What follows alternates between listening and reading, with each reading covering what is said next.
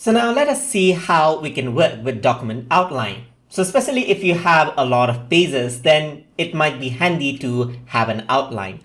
So the outline is available on the left side right here, and once you click on it, you will be able to see the topics. But here it says that the headings need to be added. So headings you add to the document will appear here. So you need to add in the headings first. So I'm just going to add in some headings right here. So I'm just going to say heading 1 right over here. And then I need to format it. I need to go to styles and then click on heading 1 right here. And you can see that the heading is there. I'm just going to rename this to 1, and you can see that it changes out over here as well, just like this. So that's heading 1. And maybe this is a subheading 1 right here. So this is a subheading 1 right over here. And this is going to be, let's say, heading 2. So I'm just going to go over here. This is going to be heading 2. And you can see the subheading over there as well. So similarly, I can add in more titles right here. So this is going to be another title.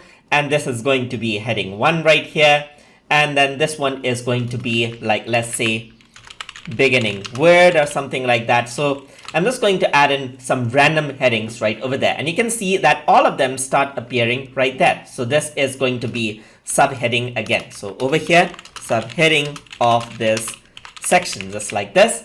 I'm going to go around, and over here I'm going to go for heading 2. Of course, I can go for heading 3 as well. So this is going to be subheading, just like this.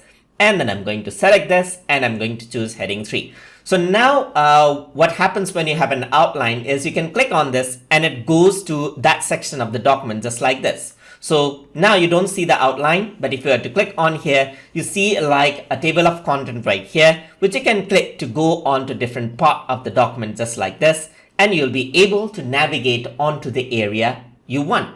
And that is how you can work with document outline inside of Google Docs. So hope you guys learned something as always. And as always, please like, comment, share, and subscribe.